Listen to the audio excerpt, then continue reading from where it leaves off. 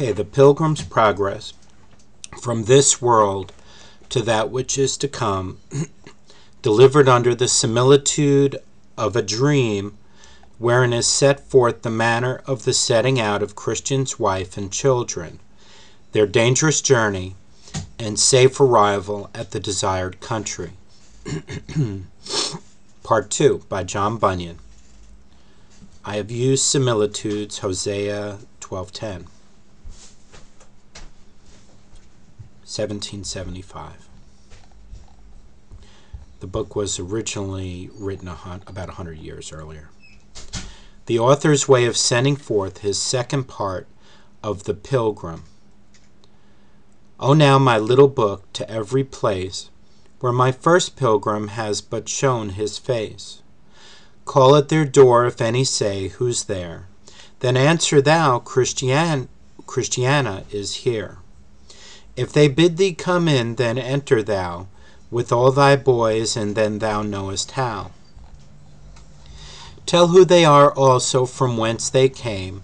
Perhaps they know them by their looks or name. But if they should not, ask them yet again, if formerly they did not entertain. One Christian, a pilgrim, if they say, they did and were delighted in his way. Then let them know that those related were unto him, yea, his wife and children are. Tell them that they have left their house and home, are turned pilgrims, seek a world to come, that they have met with hardships in the way, that they do meet with serpents, fought with devils, have also overcome a many evils. Yea, tell them also of the next who have, of love to pilgrimage, been stout and brave, defenders of that way, and how they still refuse this world to do their Father's will. Go tell them also of those dainty things that pilgrimage unto the pilgrims brings. Let them acquainted be too how they are, beloved of their King under his care.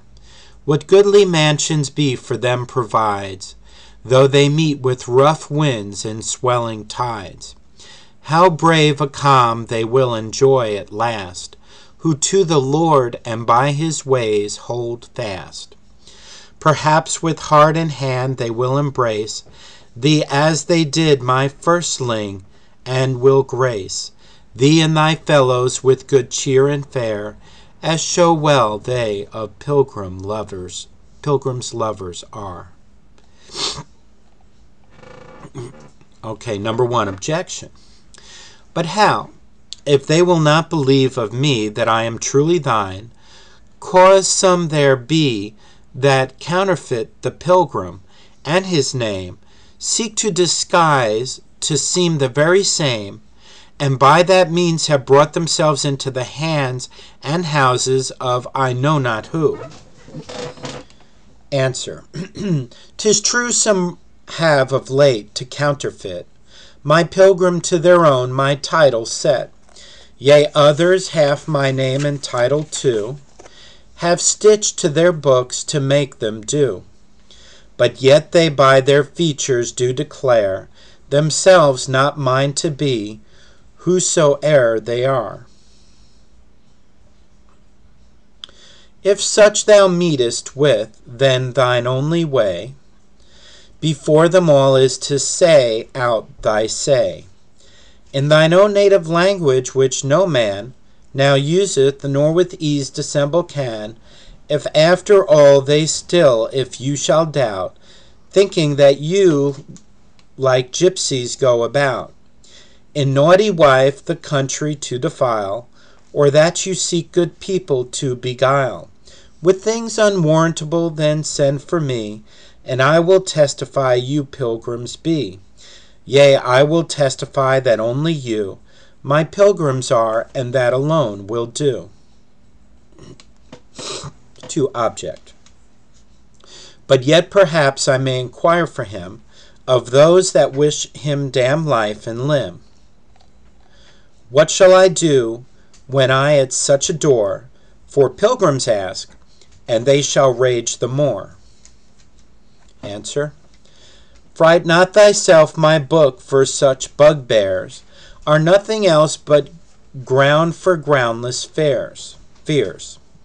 My Pilgrim's book has traveled sea and land, yet could I never come to understand that it was slighted or turned out of door by any kingdom where they rich or poor. In France and Flanders, where men kill each other, my Pilgrim is esteemed a friend, a brother. In Holland too 'tis said, as I am told, my Pilgrim is with some worth more than gold. Highlanders and wild Irish can agree, my Pilgrim should familiar with them be. 'Tis in New England under such advance receives there so much loving countenance, as to be trimmed, new clothed, and decked with gems, that it may show its features and its limbs. Yet more so commonly doth my Pilgrim walk, that of him thousands daily sing and talk. If you draw nearer home, it will appear my Pilgrim knows no ground of shame or fear. City and country will entertain with welcome Pilgrim, yea, they can't refrain from smiling if my Pilgrim be but by, or show it his head in any company. Brave gallants do my Pilgrim hug and love, esteem it much, yea, value it above. Bings of a greener bulk, yea, with delight, my lark's leg is better than a kite. Young ladies and young gentlewomen too, do not small kindness to my Pilgrim show. Their cabinets, their bosoms, and their hearts, my Pilgrim has cause be to the imparts. 'Tis pretty riddles in such wholesome strains, as yields them profit double to their pains. Of reading, yea, I think I may be bold, to say some prize him far above their gold. The very children that do walk the street, if they do but my holy Pilgrim meet, salute him will wish him well, and say, he is the only stripling of the day. They that have not seen him, yet admire what they have heard of him, and much desire to have his company and bear him tell those Pilgrim stories which he knows so well. Yea, some that did not love him at the first, but called him fool and naughty, say they must. Now they have seen and heard him commend, and to those whom they love they do him send.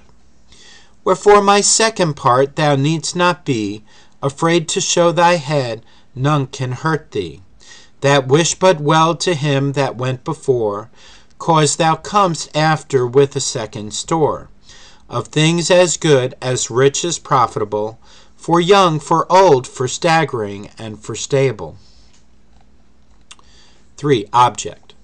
But for some there are that say, he laughs too loud, and some do say, his head is in a cloud. Some say, his words and stories are so dark, they know not how by them to find his mark. Answer. One may, I think, say both his laughs and cries may well be guessed at by his watery eyes.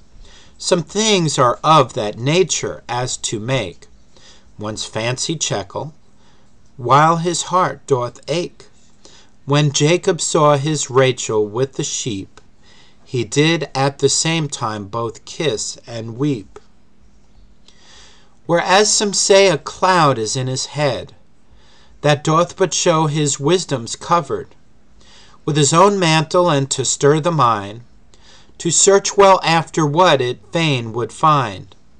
Things that seem to be bid in words obscure, do but the godly mind the more allure, to study what those sayings should contain, that speak to us in such a cloudy strain.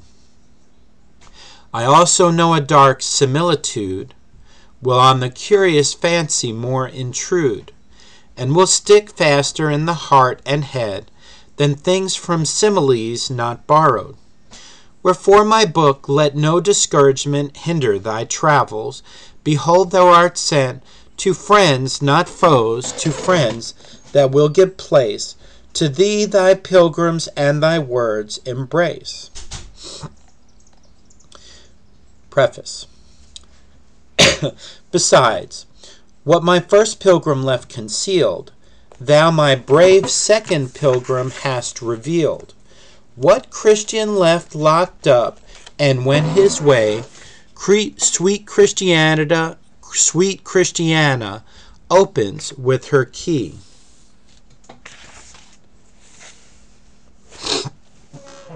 For object. But some love not the method of your first. Romance they count it, throw it away as dust. If I should meet with such, what shall I say? Must I slight them as they slight me, or nay? Answer. My Christiana, if with such thou meet, by all means in all loving wise them greet. Render them not reviling for revile, but if they frown, I pray thee on them smile. Perhaps 'tis nature or some ill report has made them thus despise or thus retort. Some love no fish, some love no cheese, and some love not their friends nor their own house or home. Some start at pig, slight chicken, love not fowl, more than they love a cuckoo or an owl. Leave such, my Christiana, to their choice, and seek those who find thee will rejoice. By no means strive, but in humble wise, present thee to them in thy pilgrim's guise. Go then, my little book, and show all that entertain and bid thee welcome shall. What thou shalt keep close, shut up from the rest, and wish what thou shalt show them may be blessed.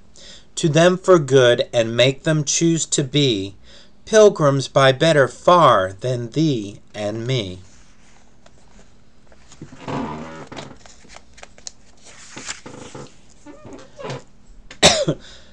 Preface. Okay. Go then, I say, tell all men who thou art. Say I am Christiana, and my part is now my 4 sons to tell you what it is for men to take a pilgrim's lot. Go also, tell them who and what they be, that now do go on pilgrimage with thee. Say, here's my neighbor, Mercy. She is one that has long time with me a pilgrim gone. Come see her in her virgin face, and learn twixt idle ones and pilgrims to discern. Yea, let young damsels learn of her to prize the world which is to come in any wise, when little tripping maidens follow God, and leave old doting sinners to his rod. 'Tis like those days wherein the young ones cried, Hosanna, when the old ones did deride. Next tell them of old Honest, whom you found, with his white hairs treading the pilgrim's ground. Yea, tell them how plain-hearted this man was, how after his good Lord he bare the cross. Perhaps with some grey head this may prevail, with Christ to fall in love and sin bewail. Tell them also how Master fearing went on pilgrimage, and how the time be spent in solitariness with fears and cries, and how at last he won the joyful prize. He was a good man, though much down in spirit. He is a good man, and doth life inherit. Tell them of Master feeble mind also, who not before but still behind would go. Show them also how he'd like to have them slain, and how one great heart did his life regain.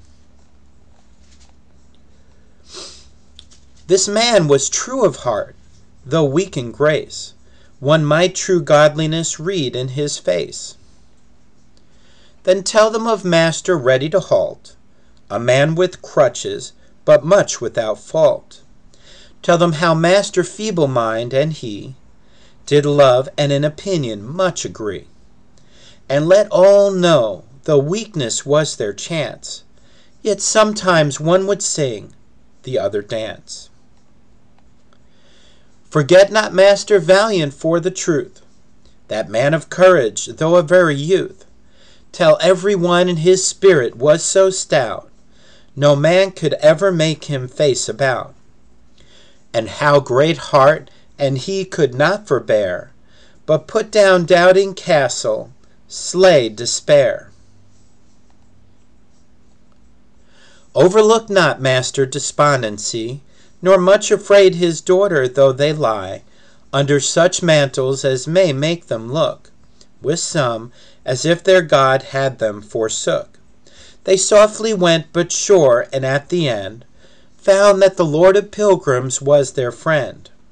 When thou hast told the world of all these things, then turn about, my book, and touch these strings, which, if but touched, will such music make, they'll make a cripple dance, a giant quake. Those riddles that lie couched within thy breast, freely propound, expound, and for the rest of thy mysterious lines let them remain, for those whose nimble fancies shall them gain. Now may this little book a blessing be to those who love this little book and me. The author by John Bunyan.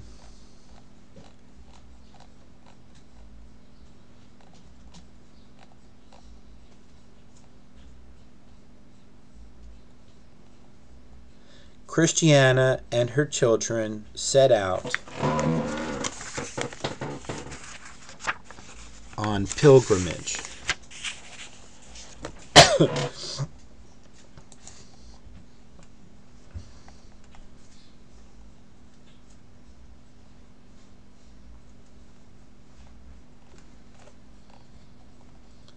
The Pilgrim's Progress in the Similitude of a Dream, Part 2. Courteous companions. So some time since, to tell you my dream that I had of Christian the Pilgrim, and of his dangerous journey towards the celestial country, was pleasant to me and profitable to you. I told you then also what I saw concerning his wife and children.